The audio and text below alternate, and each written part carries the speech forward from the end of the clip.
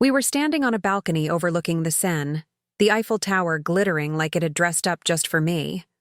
I was wearing a soft cream-wrap dress, the one he always said made me look like something out of an old movie.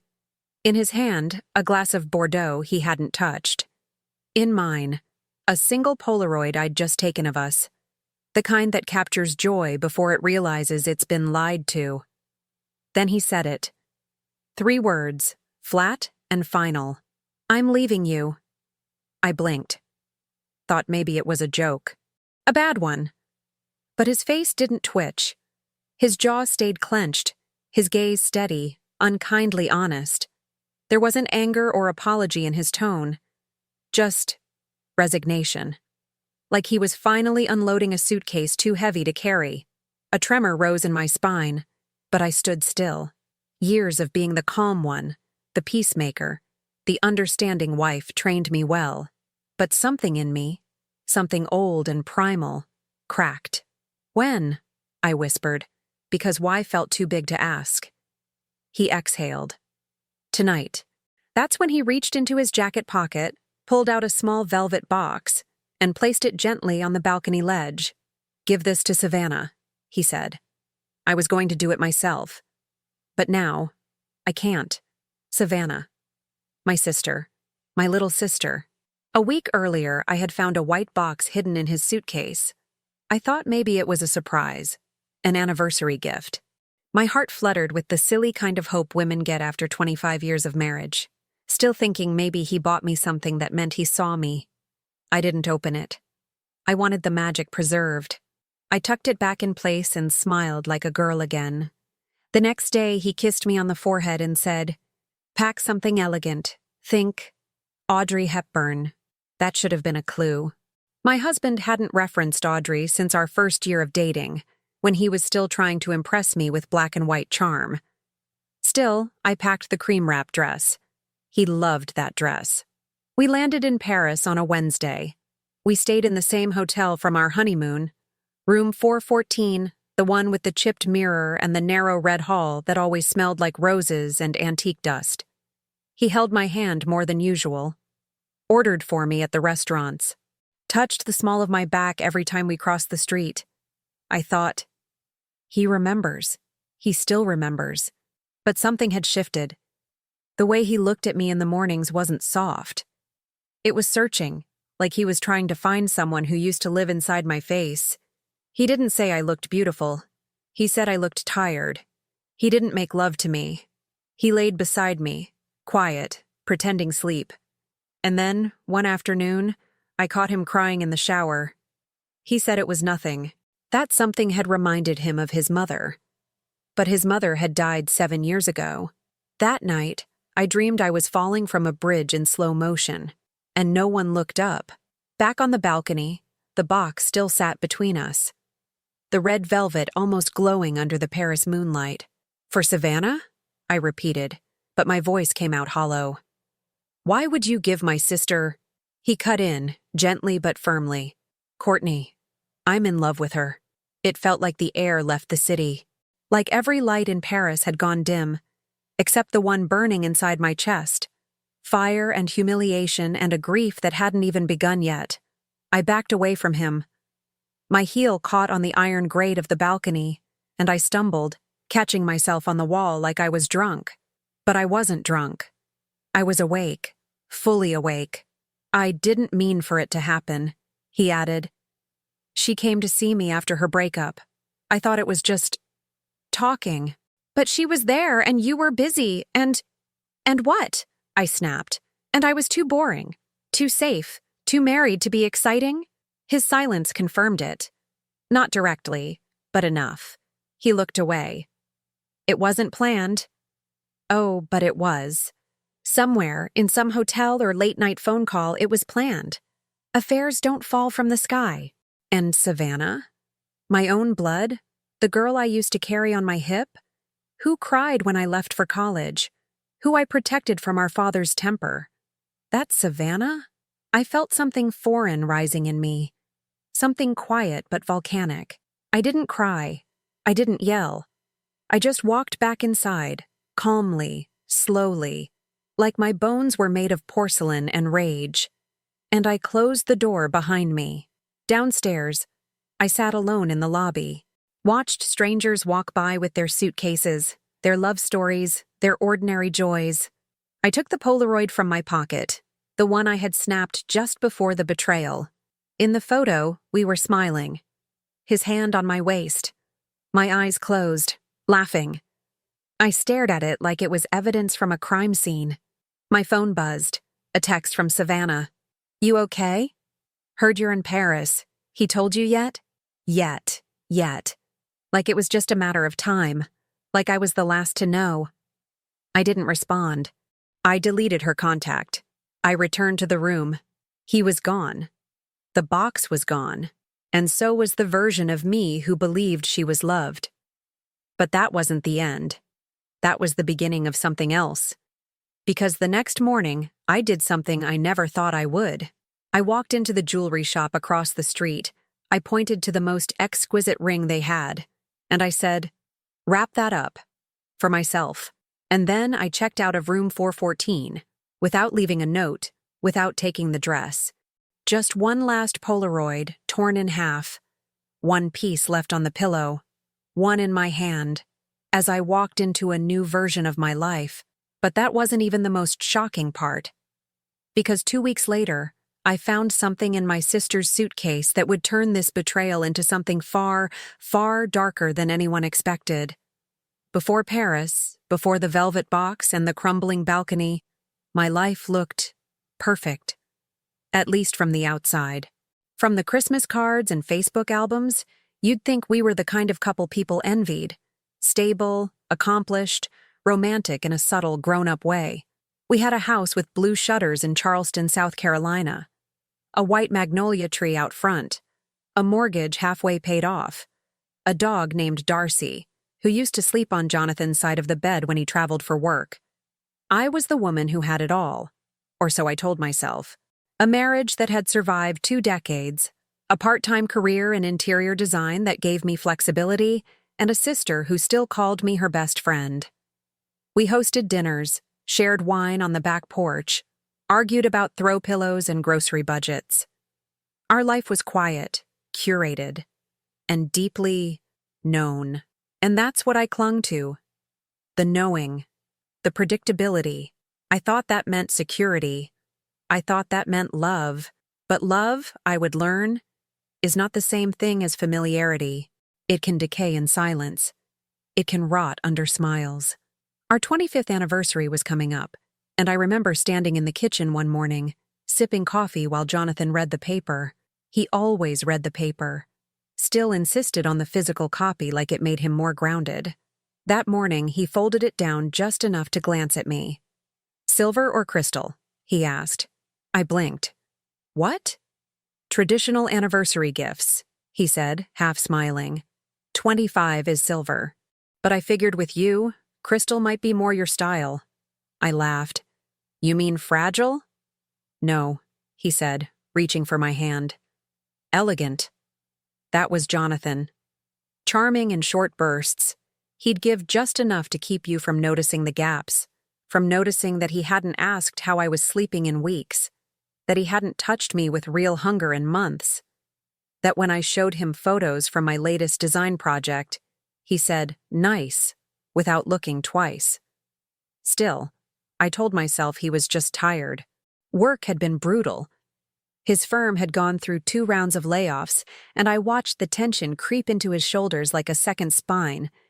He started drinking more, not excessively, but enough that I noticed the clink of ice more often than his laughter. Savannah, my sister, had just gone through a breakup. Her 3rd serious one in 6 years. She was younger than me by 5 years, but had always been more free-spirited, more impulsive, more magnetic. She was the kind of woman who turned heads in line at the pharmacy, all waves of dark hair and oversized sunglasses and bare shoulders. Men loved her, and she loved being loved. She'd call me late at night, crying over some man who ghosted her or cheated on her or told her he wasn't ready. And I'd always say the same thing. "Come home, Sav. You don't have to do this alone." She did come home once, for 2 weeks in February. Said she needed to reset. Jonathan offered her our guest room. Cooked dinner one night, chicken piccata, her favorite. They laughed over wine while I cleaned up the dishes. I remember standing at the sink, watching them through the reflection in the kitchen window. They looked connected. I remember the way she touched his shoulder. Not inappropriate, just a little too familiar. But I told myself I was imagining things, because who would do that? Who would betray their own sister? We had rituals, Jonathan and I. Sunday morning pancakes, the same spot on the couch for movie nights, Jeopardy, and red wine. He always trimmed the hedges on Saturdays.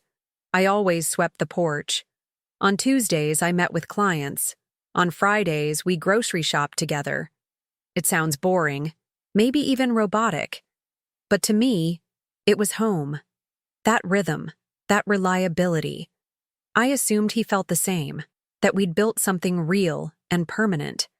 That even if the spark had dimmed, the foundation was still unshakable. That assumption would become my undoing, because I didn't realize that while I was preserving our routines like heirlooms, he was drifting into boredom, into fantasy, into something I couldn't name yet. Savannah texted more frequently during that time. Funny memes, voice notes, late-night thinking-of-you messages. Sometimes she'd ask how Jonathan was. Not in a weird way, just casual. One day, I mentioned her to him. "She's finally thinking about therapy," I said, stirring pasta on the stove. He didn't look up from his phone. "That'd be good for her. Maybe you could talk to her," I offered. "You always know how to talk sense into her." That's when he looked up. Only for a second. But the look stayed with me. It wasn't the kind of look a man gives when talking about his wife's sister. It was sharper, curious, like she was a puzzle he secretly wanted to solve. I changed the subject. We almost didn't go to Paris. He told me the flights were too expensive, that his bonus hadn't come through yet. But I found out later he had already booked 2 sets of tickets. One for us, one for her. Different dates, same hotel. He changed our trip last minute. Said he wanted to surprise me, that he needed time with me, that we deserved a reboot. And God help me, I believed him. I thought maybe, just maybe, he was trying. That he had remembered the version of us who once danced barefoot in the kitchen. The version who used to make love on Sunday mornings, whispering secrets and dreams into each other's skin. But even then, even with all my hope, something in my body knew. The night before we left, I woke up at 3 a.m. and found him in the living room, sitting in the dark, his phone glowing faintly in his hand. I asked if he was okay. He said, "Just couldn't sleep." I walked over to him and wrapped my arms around his neck. He let me. But he didn't hold me back. Jonathan was never cruel. That was the hardest part. If he had yelled, insulted, lashed out, I could have hated him. But he was subtle, controlled, handsome in a way that made strangers trust him.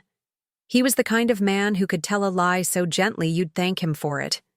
He never told me I wasn't enough, but he stopped looking at me like I was.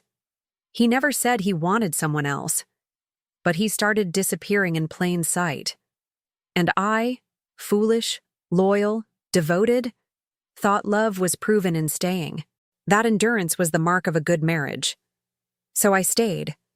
I stayed through the quiet dinners, the forced anniversaries, the missed kisses.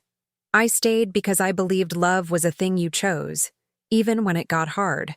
What I didn't realize was that while I was choosing him every day, he had already stopped choosing me. We went to church every other Sunday, sat in the second row, held hands during prayer. People called us goals, said we gave them hope, said we reminded them of what commitment looked like, if only they had looked closer. At the space between our shoulders, at the way I laughed alone, at how my sister had stopped calling me Sissy and started calling me Courtney. That was another red flag. She always called me Sissy, from the time she could speak. One day she just stopped. I asked her why once. She said, "Just trying to grow up, I guess." But the way she said it made something in me flinch. I found a note in his planner the week before we flew out. It wasn't addressed to me, it just said, Eiffel, Friday night, the box. I thought maybe it was a surprise, maybe a second proposal, maybe, finally, a moment where he saw me again. I never imagined he'd meant it for her, or that he'd intended to give my sister a ring on the same day he ended our marriage. But I still remember that week before Paris like it was wrapped in soft light. Like a movie I can't decide whether to delete or rewatch, because I didn't know then. And in not knowing, I was still whole, still in love, still safe in the lie. And in some twisted way, that week, that ordinary, unsuspecting week, is the part I mourn the most. Because it was the last time I believed my life was mine. The last time I thought I knew who I was. And the last time I saw my sister as my sister, before I would come to know her as something else entirely. I didn't cry on the plane ride home. I watched movies I didn't pay attention to, let the airline champagne go flat, and stared out the window as if the clouds could answer the question pulsing in my chest. Why her? No, not even that. Not why her. Why now? We landed in Charleston just after midnight. Jonathan sat beside me in silence. Not tense, not guilty, just relieved. Like someone who had finally mailed a letter they'd been carrying too long. When we reached baggage claim, he grabbed both our suitcases, rolled them toward the car, and unlocked it like we were coming back from a normal vacation. Like we hadn't just amputated our life. I got in the passenger seat and said nothing. He started the engine and said, "We can talk more later. I'll stay at a hotel for now." I just stared at him, and for the first time, I realized I didn't recognize his voice anymore. It sounded like a stranger had borrowed it. When I walked into our home, everything looked the same. That was the worst part. The green vase still sat on the hallway table. My half-drunk tea was still on the nightstand. Darcy padded toward me, tail wagging, clueless that the world had just ended. I sat on the edge of our bed and kicked off my shoes. That's when I noticed one of the closet doors was open. Jonathan's side was half empty. He hadn't just decided this in Paris. He had been planning. That's when my body finally gave out. My knees buckled and I slid to the floor. No sobs, no screams, just silence. A silent, feral collapse. Like my soul had quietly curled into itself. The next day, I woke up still wearing my dress from the flight. Darcy licked my cheek, whining softly. The sun was pouring in through the blinds like nothing had changed. But I had. I felt it in my bones. Like something had been surgically removed. Something invisible but essential. I didn't brush my teeth, didn't shower, didn't eat. I just sat at the kitchen table, phone in hand, staring at Savannah's last message. "He told you yet?" Those words played in a loop in my head like a haunting. I typed and deleted 3 different responses. I finally landed on, "How long?" She replied within a minute. "Since February. I'm sorry. February. That was the month she stayed with us. The month I made her coffee every morning, defended her against her ex, told her she was safe. And all the while, she was screwing my husband under my roof. The rage that followed wasn't explosive. It was clinical. I stood up, walked to the sink, picked up a wine glass, one of our anniversary set, and dropped it. It shattered. I watched the pieces spread like a diagram of my life. I stopped going to work. I turned off my phone. I couldn't face the clients, the neighbors, the polite questions. How was Paris? I was afraid of becoming a cautionary tale. A woman who was so busy making a home she didn't notice it burning. Every room in the house felt haunted. The bedroom smelled like him. The guest room like her. I couldn't sleep. I couldn't think. One night, I found myself sitting on the kitchen floor, staring at the fridge, eating shredded cheese from the bag and whispering, "It wasn't supposed to end like this." Over and over. Like if I said it enough times, I could rewind the universe. The shame was the strangest part. Not for what they did, but for what I missed.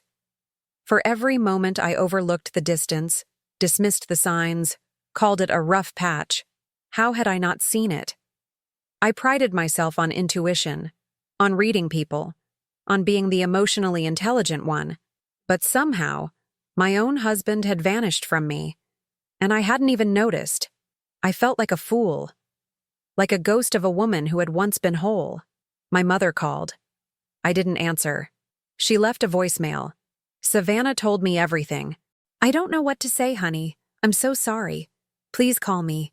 But I couldn't, because I knew she'd say things like, everything happens for a reason, or, you're strong, you'll get through this. And I didn't want strength. I wanted to disappear. One night, about a week later, I went to Savannah's place. I didn't knock. She opened the door and froze when she saw me. She looked small, like someone caught mid-act. I scanned her face. The lips I used to paint with gloss when we played dress-up, the eyes I used to wipe tears from, the girl I used to braid hair for while we talked about crushes. She said, Court, I didn't mean for this to happen. Don't, I cut in, voice raw. She stepped back to let me in. The apartment was neat, too neat, like she'd cleaned it for guilt. I walked through the space, silent, scanning for something I couldn't name. On her nightstand was the velvet box, still unopened. Why didn't you tell me? I asked. I was going to, she whispered. He said he would tell you first. Did you love him? I asked. I thought I did, she said. That word, thought, like her betrayal was an accident of misjudgment, not a choice, not a wound. I turned to leave. But as I opened the door, she added softly, You stopped seeing him a long time ago. I froze. She continued, You saw his habits, his moods, but not him. I did. I didn't respond. Because a part of me, a part I hated, wondered if she was right. And that part made me spiral. I drove to the beach at 1 a.m. and parked in the sand lot. The moon was high, and the water looked cold and endless. I sat on a bench and cried for the first time. Not soft, elegant tears. I sobbed. Ugly, gasping sobs. My whole body shaking like it was trying to expel everything. I cried for the girl who believed in fairy tales. I cried for the woman who gave too much and received crumbs. I cried for every version of myself that loved too long and stayed too quiet. And when the sobs died down, I just stared at the water and whispered, Who am I now? Because that was the real collapse. Not losing Jonathan, not losing Savannah, but losing me. In the days that followed, I wandered the house like a stranger. Every object became a memory. The piano he bought me when we thought we might have children. The jacket she left behind one Christmas, still hanging in the hallway closet. I wanted to burn it all. But instead, I began gathering. Photos, letters, cards. I created a box. Not of keepsakes, of truth, evidence of who I had been, and who I would never be again. Then came the mirror moment. 10 days after Paris, I stood in front of my bedroom mirror, hair tangled, skin pale, eyes sunken. I didn't recognize the woman looking back, so I picked up the lipstick I hadn't worn in months, a deep crimson shade named Resilience, and I painted my mouth like it was war paint. Not because I was ready to fight, but because I needed to remember.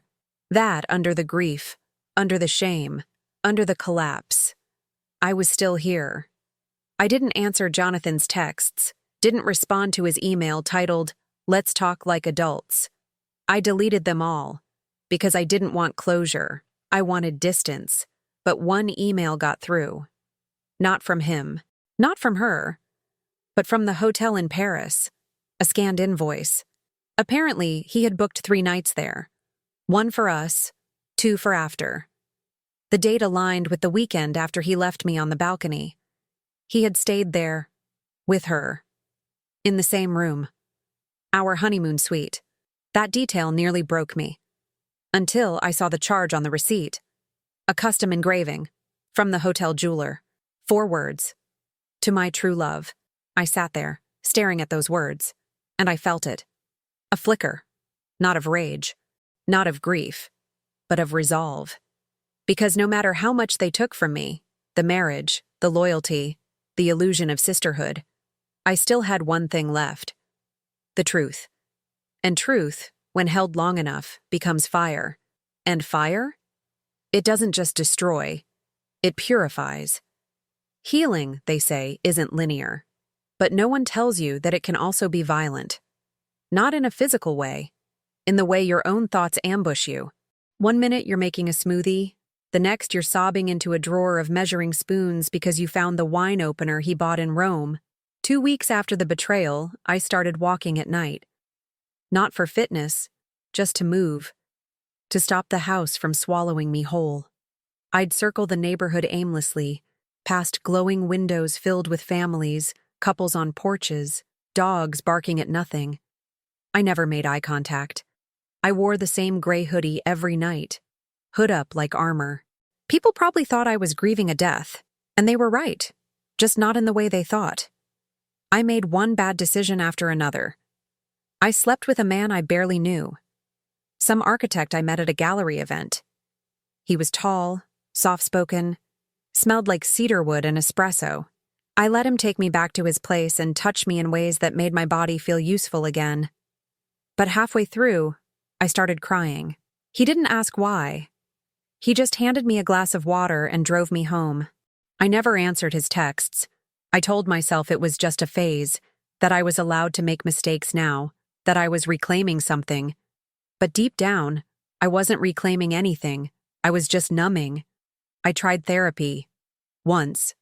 A woman named Maya with kind eyes and too many throw pillows. She offered tea, asked me how I was sleeping. I laughed. "Do you want the honest answer?" I asked. "Or the polite one?" She smiled. "Always the honest." So I said, "I imagine myself dying at least 3 times a day. Not in a dramatic way, just quietly, disappearing. Like if I vanished, who would really notice?" She didn't flinch, just nodded and asked, "And what part of you do you want to vanish?" I stared at her, stunned. No one had asked me that before. I never went back. Not because she was wrong, but because she was right. And I wasn't ready to face it. Savannah kept reaching out. Messages, calls, voicemails that started with "please" and ended in "I miss you." She even showed up at my house once. I watched her through the peephole, standing there in her jeans and sweater, holding a bag of takeout like that could fix anything. I didn't open the door. She stood there for 10 minutes, then left the food on the mat and drove off. I tossed it in the trash. Because sometimes healing isn't forgiveness. Sometimes it's closure without conversation. Then came the false hope. It was a Thursday. I hadn't brushed my hair. I was wearing pajama pants at 4 p.m. I was lying on the floor with Darcy when my phone buzzed. "Jonathan. Can we talk?" My heart jumped. Traitorously. Like some pathetic part of me still believed this could be salvaged, that maybe he had come to his senses. Maybe Savannah had left. Maybe he'd realized what he'd thrown away. I texted back, "Why?" He responded, "I need some documents from the house. Didn't want to barge in. That's all. That's all." 3 words. 3 needles to the heart. I left the folder on the porch. Didn't say a word. Later I saw his car pull up. He didn't knock, didn't linger. He picked up the envelope, glanced toward the door for half a second, then drove off. That night, I poured 2 glasses of wine, drank them both myself, and realized the cruelest kind of heartbreak isn't when someone stops loving you. It's when you finally stop hoping they might again. A week later, I ran into my mother at the farmer's market. She looked thinner, tired. "Courtney," she said, reaching out. I stepped back. "I'm not ready," I told her. Her eyes welled. "I didn't choose sides. I didn't know." "You always choose her," I whispered. "Even now." "I love you both," she said. But I didn't believe her. Because love without boundaries is just permission to be hurt again. I walked away. And that was the day I made the first real sacrifice. I stopped being the daughter who held the family together. The house felt like a museum of a woman I didn't recognize, so I started stripping it, 1 room at a time, I donated the couch, sold the bed, tore down every photo from the walls. I painted the dining room navy blue, a color Jonathan once said made him feel claustrophobic. Good. Let it choke. I started journaling, then burning the pages. Not for ritual, just for release. Every memory, every insult disguised as a compliment, every time I said it's fine when it wasn't, I wrote it down and lit a match. Watched the past curl into ash. It didn't fix me, but it gave me a reason to keep waking up. Then came the mentor. Unexpected. Soft. Her name was Gloria. She was 62, owned the vintage bookstore downtown. I met her when I ducked in during a rainstorm, looking for somewhere to hide. She offered me tea, chamomile with honey, and we talked. She didn't ask about my pain. She just told me about hers, about the man who left her after 30 years, about the daughter who stopped speaking to her, about the way grief can masquerade as silence. You're not broken, she said. You're just becoming. Becoming what? I asked. She smiled. Someone they don't recognize anymore. Gloria gave me a job, nothing glamorous, just helping stock books, rearrange displays, keep the tea kettle full. But it was the first place I didn't feel watched, the first place I could exist without being the woman who'd been left. And slowly, painfully, I began to rebuild. But just when I thought maybe I had found some sort of peace, the final twist came. It was a Sunday, rainy, quiet. Gloria had gone home early and I was closing up shop. I heard the bell on the door ring. I turned and froze. Savannah stood there, eyes rimmed red, drenched from the rain. She was holding a pregnancy test. Positive. I don't know what to do, she whispered. And suddenly I understood. This wasn't just betrayal. This was a lineage, a wound passed down through blood, through secrets, and now through a child. I didn't speak, didn't scream, didn't collapse. I just looked at her and said, "You know what to do. The question is, will you do it?" And I walked out the back door into the storm, head high, heart shattered, but steps steady. Because sometimes the only way out of the wilderness is to burn the map that led you there in the first place. It started with breath. One morning, before the sun rose, I sat cross-legged on the hardwood floor, palms on my knees, eyes closed, and I breathed. No music, no timer. Just me, the rhythm of my lungs, and the hum of a world still asleep. That was the first time I felt peace. Not joy, not healing, just a pause in the ache. It was enough, so I did it again the next day, and again after that. I stopped checking their social media, deleted every photo, every thread, blocked their numbers not out of spite, but mercy. For myself. At first it felt like cutting off limbs, but eventually it felt like shedding skin. I bought a second-hand bike and started riding every morning, coasting through foggy streets like a woman with nowhere to be and everything to feel.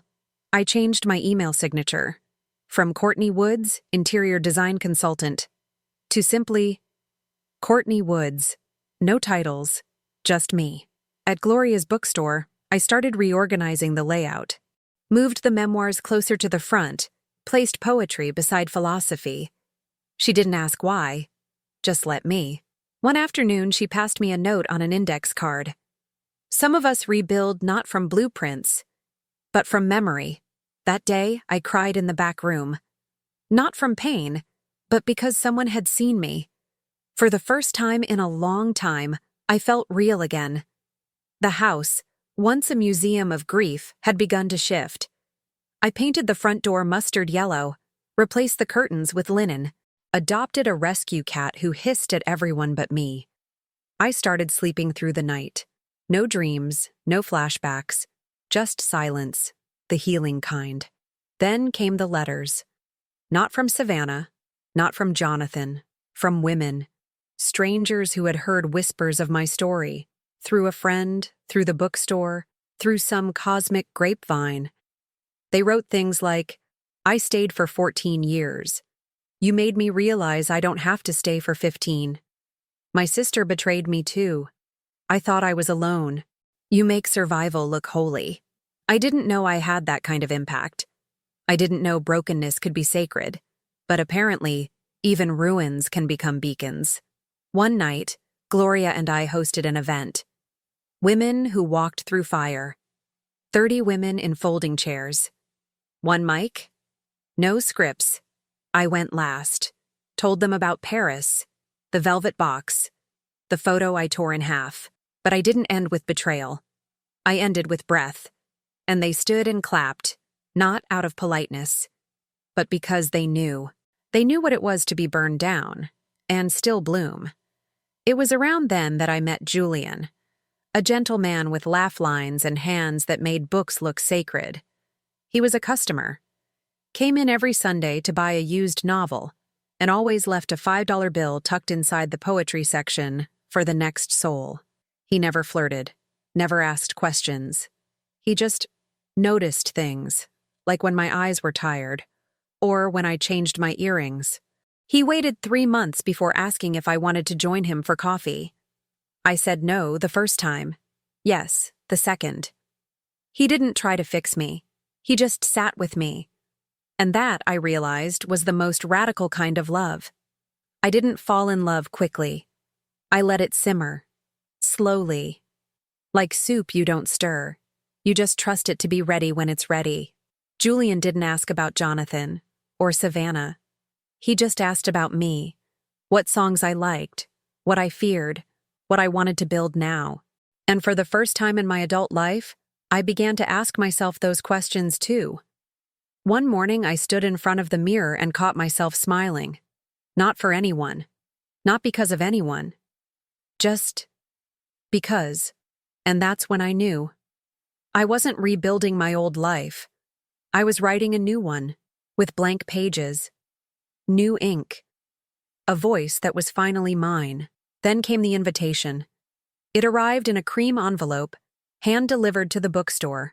Inside, gold script, swirling fonts, the kind you only see on reality TV weddings. Savannah Marie Woods and Jonathan Ellis Ford request the honor of your presence at their wedding. I stood behind the register, reading it like a line from some dystopian novel. The date, 3 weeks away. The location, Charleston Botanical Garden, our mother's favorite place. The dress code, formal, white encouraged. White, I almost laughed. But instead, I set the invitation on the counter, turned to Gloria and said, I think I'm ready. She raised an eyebrow. Ready for what? I looked down at the invite, then back up at her. To wear red. The Charleston Botanical Garden was dressed in white hydrangeas and ivory silk.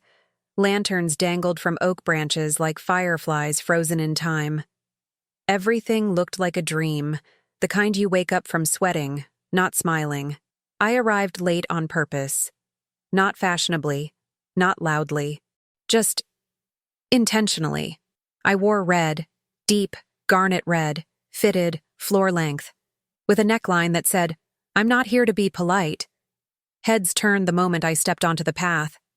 Some women gawked. One gasped. A man in a tux muttered, Jesus. I didn't flinch. I didn't smile. I walked like the air belonged to me. Because it did. I'd earned every breath of it. The ceremony had already started. Jonathan stood under an arch of white roses, hands clasped, jaw tight. Savannah was halfway down the aisle, bouquet trembling slightly, our mother sniffling into a handkerchief 2 rows back. I stood just off the path, where no one expected me to be. No seat, no invitation anymore. But I didn't come to sit. I came to witness. Savannah's eyes caught mine.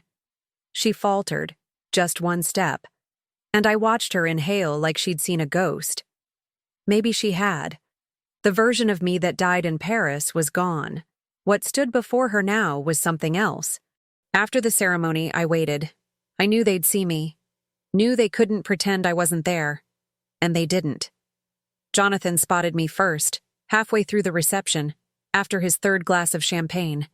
He made his way toward me, face unreadable, mouth tight. Courtney, he said. Like the sound of my name still tasted familiar. I tilted my head slightly. said nothing. He looked down at the ground. You look strong. Wrong adjective, I replied, voice calm. Try again. He blinked, startled, then nodded slowly. Beautiful. I smiled, not with kindness, but precision. Careful, I said. She might hear you. He glanced over his shoulder toward Savannah, who was speaking to a cousin near the fountain. He turned back to me. I didn't expect you to come. I know, I said. That's why I had to. Silence stretched between us. Thick, hot, heavy. He shifted on his feet. You were always the brave one. I just didn't see it until you broke me? I cut in softly. He looked up at me, and I saw it. The regret he thought he could swallow. You didn't break me, Jonathan, I whispered. You released me. He opened his mouth to say something, but I held up one hand. No more words, I said. They don't land anymore. Then came Savannah. She approached slowly. No veil now, just pinned curls and thin lipstick.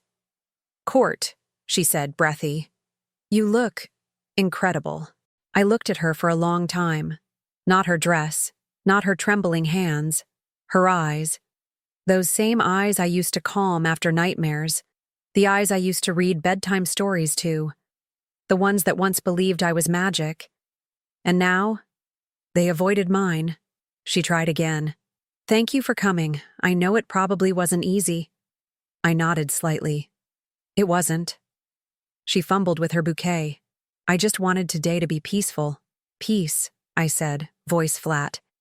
Isn't the same as pretending. She stiffened. I didn't pretend.